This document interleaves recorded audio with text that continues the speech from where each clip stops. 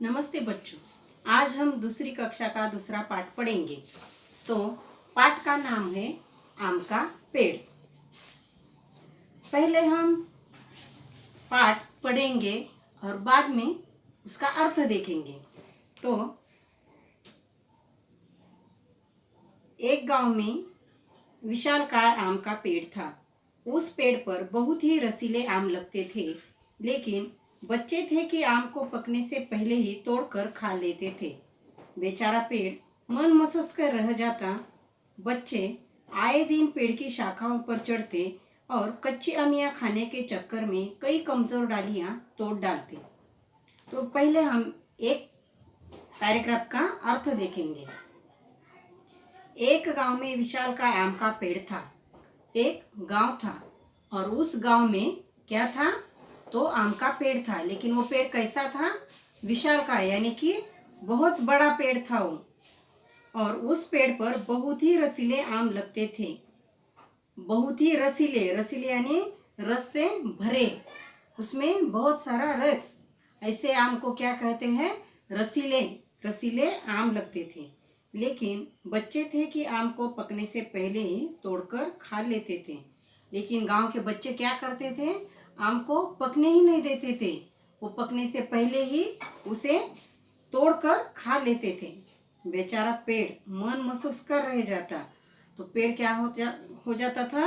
मन महसूस कर रह जाता, यानी कि दुखी होता था, थोड़ा सा नाराज होता था, मन मार के रहता था। बच्चे आए दिन पेड़ की शाखाओं पर चढ़ते और कच्चे अमियाँ खाने के चक्कर में कई कमजोर डालियाँ तोड़ डालते। बच्चे क्या करते थे? हर रोज उस पेड़ के पास आते थे और पेड़ की शाखाओं पर चढ़ते थे। पेड़ की शाखाएं यानी कि उसकी डालियाँ, उस पर चढ़ते थे और कच्ची अमियाँ खाने के चक्कर में कई कमजोर डालियाँ तोड़ डालते। तो कच्ची अमियाँ यानी कि आम जो है उसके पहले पकने की जो फल रहता है उसको क्या कहते हैं? अमियाँ, कच्ची अमियाँ, यानी कि फल पकने से पहले की जो क्रिया है उसको कच्ची अमियाँ कहते हैं। वो तोड़ने के चक्कर में कमजोर डालियाँ तोड़ डालते थे। आम का पेड़ सोचता कि वे पेड़ अच्छे हैं जिन पर कोई फल नहीं लगते, कम से कम वे चैन से तो रहते हैं। तो पेड़ मन ही मन में सोचता था कि मेरे पेड़ पे जो फल रहते हैं उसके कारण बच्चे मुझे बहुत परेशान करते हैं। तो वे पेड़ बहुत अच्छे हैं जिन पर फल नहीं लगते, कम से कम वे चैन से तो रहते हैं। एक दिन की बात है, आम का पेड़ उदास था। हवा ने उससे पूछा, क्यों भाई, क्या बात है? लगता है काफ़ी परेशान हो। तो एक दिन की बात है और पेड़ उदास बैठा था। कैसा बैठा था? उदास होकर बैठा था। तो हवा ने उससे पूछा, क्यों भाई, क्या बात है? लगता है काफ़ी परेशान हो। तो हवा वहाँ से जा रही थी, तो उसने देखा कि आम का पेड़ बहुत ही परेशान दिख रहा है। तो उसने उससे पूछा, तो पेड़ बोला, हवा बहन, क्या बताऊँ, काश मैं तुम्हारी तरह चल फिर सकता। यहाँ खड़े खड़े तो मैं तंग आ गया हूँ। अच्छा होता मैं किसी घने जंगल में उगा होता। तो पेड़ हवा बहन से क्या बोला कि क्या बताऊँ तुम्हें मेरी परेशानी क्या है? काश, काश यानी कि काश मैं भी तुम्हारी तरह चल फिर सकता। अगर मैं तुम्हारी तरह चल फिर सकता तो कितना अच्छा होता। यहाँ खड़े खड़े तो मैं तंग आ गया हूँ। अच्छा होता मैं किसी दूर घने जंगल में उगा होता। तो पेड़ कहता है, यहाँ खड़े खड़े मैं क्या हो गया हूँ? तंग आ गया हूँ, परेशान हो गया हूँ। मैं यहाँ के बदले अगर किसी दूर घने जंगल में उगा होता तो। हवा ने सुना तो हैरान हो गई, मगर चुप रही। तो हवा ने पेड़ का ये उत्तर सुना तो हैरान हो गई वो, मगर चुप हो गई। पेड़ ने कहा, आबादी के पास हम फलदार वृक्षों का खड़ा रहना ही बेकार है। आबादी के पास यानी कि मनुष्य की बस्ती में, जहाँ गांव में क्या रहते थे? मनुष्य रहते हैं। तो वह उस जगह को क्या कहते हैं? आबादी। आबादी के पास यानी कि मनुष्य की बस्ती में फलदार वृक्षों का खड़ा रहना बेकार है। मुझे देखो, मैंने अब तक अपनी काया में पके हुए फल तक नहीं देखे। तो पेड़ ने कहा, मुझे देखो, मुझे देखो, मैंने अब तक अपनी काया में पके हुए फल नहीं देखे। तो मेरे जो ये पेड़ पर मैंने अभी तक पका हुआ फल देखा नहीं, क्योंकि पकने से पहले बच्चे क्या करते थे? उसको तोड़ते थे और खा लेते थे। इसीलिए फल कभी पेड़ पर पके ही नहीं। ये इंसानों के बच्चे फलों को पकने का इंतज़ार भी नहीं करते। तो ये जो मनुष्य के बच्चे जो है, इंसानों के बच्चे, ये जो है, ये फल पकने ही नहीं देते। वो पकने का इंतज़ार भी नहीं करते। हर रोज़ पेड़ से कच्ची आमियाँ तोड़ते। देखो ना, गांव के बच्चों ने मुझ पर चढ़ चढ़ कर मेरे अंगों का क्या हाल बना दिया है। कई टहनियाँ और पत्तों को तोड़ डाला है। तो ये गांव के जो बच्चे जो है, वो मुझ पर यानी कि पेड़ पर चढ़ चढ़ कर मेरे अंगों का, बोलो तो मेरे शरीर के जो एक एक अंग है उसका क्या हाल बना दिया है। कई टहनियाँ और पत्तों को तोड़ डाला है। पेड़ की जो पत्तियाँ, टहनियाँ यानी कमज़ोर शाखाएं जो होती है, उसको तोड़ डाला है। हवा मुस्कुराई, फिर पेड़ से बोली, पेड़ भाई, दूर के ढोल सुहाने होते हैं, जंगल में फलदार वृक्ष तो बहुत दुखी हैं, मुझे तो उनकी हालत पर तरस आता है। तो पेड़ ने जब उत्तर दिया तो हवा बहन क्या हो गई?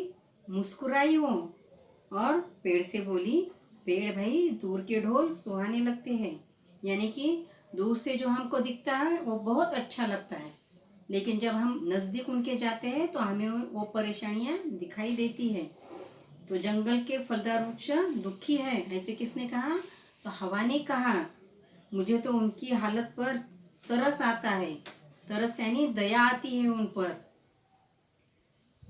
जंगल में फलदार वृक्ष बहुत दुखी है। हवा बहन, तुम मजाक तो नहीं कर रही? पेड़ ने चौंकते हुए कहा। तो पेड़ ने ऐसे चौंका। पेड़ क्या हो गया? चौंका हो। और उसने कहा, क्या तुम जंगल में फलदार वृक्ष दुखी है? तुम मेरे साथ मजाक तो नहीं कर रही? क्योंकि वहाँ तो वे अकेले हैं, वहाँ उन्हें तंग करने वाला तो कोई नहीं है, और फिर भी वे दुखी है। पेड़ को लगा कि हवा बहन अपने साथ मजाक तो नहीं कर रही।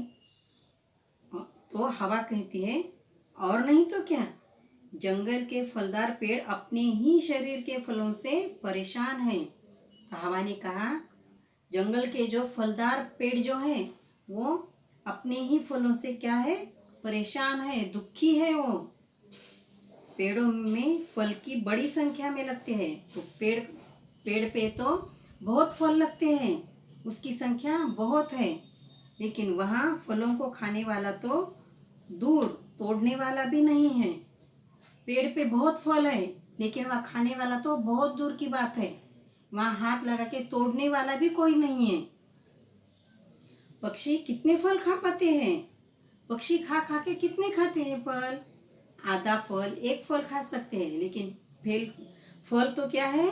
बहुत संख्या में है वहाँ पे। फल पेड़ पर ही पकते हैं। पेड़ बेचारे अपने ही फलों का वजन नहीं संभाल पाते। फल क्या हो जाते हैं? पेड़ पर ही पकते हैं, और पकने से वो क्या रस भरे रहते हैं, रसीले होते हैं ना, तो उसका वजन बढ़ता है। तो पेड़ क्या करते हैं बेचारे? अपने ही फलों का वजन, जो रस से भरा रसीला होता है आम, वो पेड़ पे ही पक रहता है, तो उससे फल का वजन ज़्यादा हो जाता है, और पेड़ को उसका वजन संभाल नहीं पाते। फलों का बोझ सहते सहते पेड़ का सारा बदन दुखता है। वो वजनदार जो फल है, उसका बोझ, उसका जो बोझ है वो सहते सहते पेड़ का सारा बदन दुखता है। जब फल पककर गिर जाते हैं तभी जंगल के पेड़ों को राहत मिलती है, और जब वो बहुत पकता है और जमीन पर गिरता है तब जाके कहाँ पेड़ों को राहत मिलती है। यही नहीं, ढेर सारे पके हुए फल पेड़ के इर्द गिर्द गिरकर सड़ते हैं। फल क्या हो जाते हैं? ढेर सारे पके हुए फल क्या होते हैं? इर्द गिर्द यानी आजू बाजू में, पेड़ के आस पास ही, आजू बाजू में ही गिरते हैं और सड़ते हैं। पेड़ बेचारे अपने ही फलों की सड़ांध में चुपचाप खड़े रहते हैं। हवा ने बताया, तो हवा ने क्या बताया कि जो जंगल में जो वृक्ष हैं उनके फल जो है वो पकते हैं। पक के बहुत पकने के बाद वो जमीन पर, वो पेड़ के आजू बाजू इर्द गिर्द ही गिरते हैं और पेड़ बेचारे अपने ही फलों की सड़ांध यानी कि दुर्गंधी, जो सड़ने के बाद जो बास आती है उसे क्या कहते हैं? सड़ांध। चुपचाप खड़े रहते हैं और वे वैसे ही गंदी जगह पे गंदगी में खड़े रहते हैं। वो ना तो वहां से हिल सकते हैं ना इधर उधर जा सकते हैं। इसीलिए जंगल के जो पेड़ है वो बहुत परेशान है। अच्छा बहन, मैं ऐसे ही ठीक हूँ, मेरे फल इतने मीठे हैं तभी तो बच्चे उनका पकने का इंतजार नहीं करते।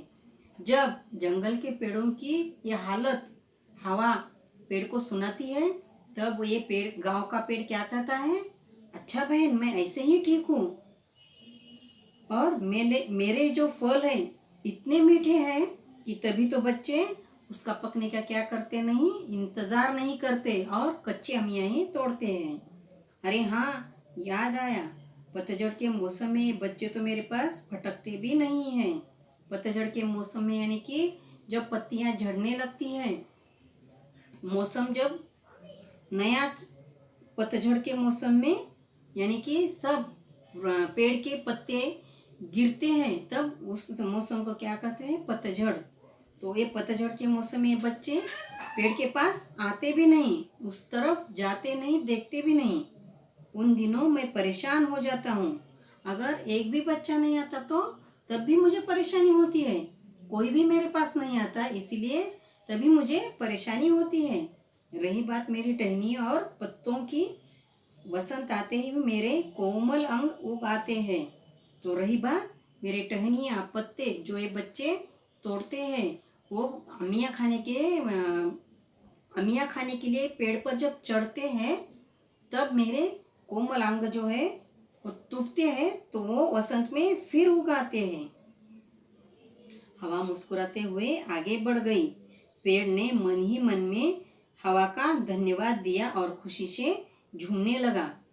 तो जब हवा ने जंगल के पेड़ की ये जो सच्चाई गांव के पेड़ को बताई तो वो मन ही मन हवा को क्या करने लगा?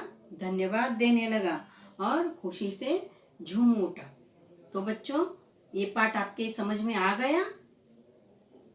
धन्यवाद।